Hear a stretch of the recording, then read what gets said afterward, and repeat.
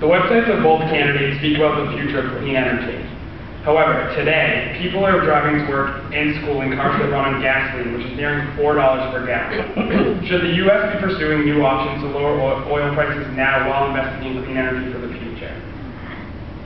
Thank you very much. Look, I believe in green energy. I think it represents fantastic investment opportunities. I think it can actually create jobs. But like it or not, the technology is simply not viable right now. And if the technology was viable, we'd see the private sector investing in it.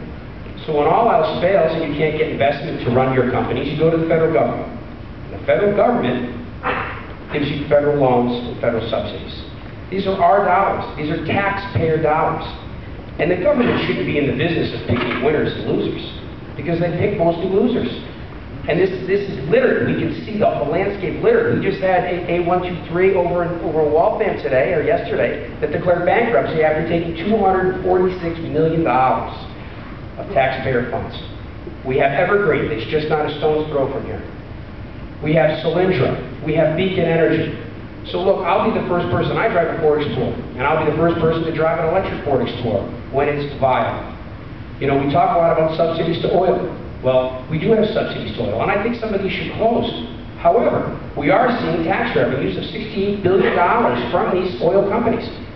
We continue to subsidize green energy, but we're seeing no tax. We're seeing no tax benefits because none of them are making any money. So it's time to stop using the taxpayer dollars and allowing the government to pick winners and losers, and let the private sector do it. Okay?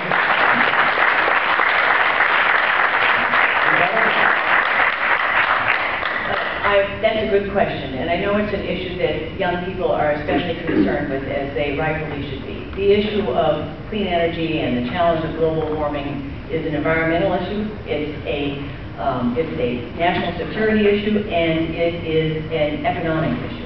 And as I said, Massachusetts and this district is home to one of the largest clusters of clean energy companies in the country, and in New England, actually. And I saw a project in Lawrence, Massachusetts, in which it was an old mill. We have many of those mills throughout these many communities, in which it was now solar arrays were covering the roof. 2 acres worth of solar arrays, made possible through a public-private partnership, in which the public sector created tax credits for solar energy that made it easier for the private sector to finance the installation of those solar panels, and in doing so, supported a manufacturer in Lawrence, Massachusetts, that does the inverter, takes the energy from the solar panel and converts it to the grid, and lowered the energy cost to this woman who owned a mill for which she's trying to find new tenants, making it a more appealing place for her new tenants to come. It was a win-win all around. It was a product of a partnership in which everybody won, and the federal government played a strategic role along with the state government. Didn't do it all, but said this is where we have to invest. We invested in gas and oil when they were nascent industries, and now everybody's trying to hang on to those subsidies and those tax credits, and they don't mean anything anymore. These companies are highly profitable. We need to support nascent energies and nascent businesses that move us to a clean energy, make clean energy more viable for all of us.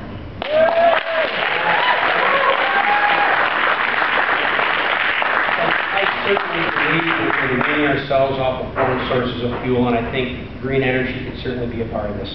I will say this. We would have started on that process if we would have allowed the Keystone XL oil pipeline to be built, Representative Tsongas, that you didn't support. And on top of that, not only bringing oil to this country, to our refineries, it would have created true shovel-ready jobs. So, just getting back to green energy, look, I think green energy is a great opportunity. It's not viable. And using taxpayer dollars as subsidies to try to make these businesses viable hasn't worked. The New York Times had an article about 4 months ago calling green energy myth or reality. And they found it was largely a myth.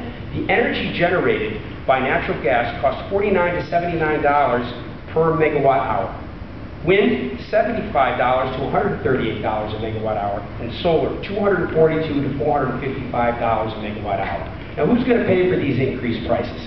The middle class. After we get done paying for $4 gas and increased fuel costs and increased food costs, how much more can we take? end the subsidies with taxpayer dollars, let the private sector fund them when this technology is ready. Representative Tsongas.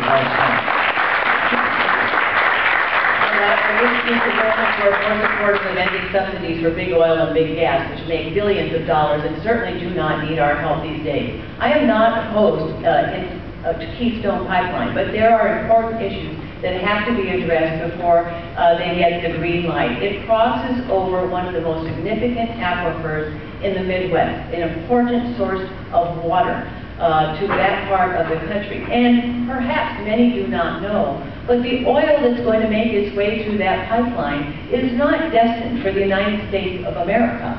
It is to be sold elsewhere. I happen to be a supporter of a piece of legislation that says if we are going to put that pipeline in place, given our need to be energy independent, that energy is coming here. Thank you.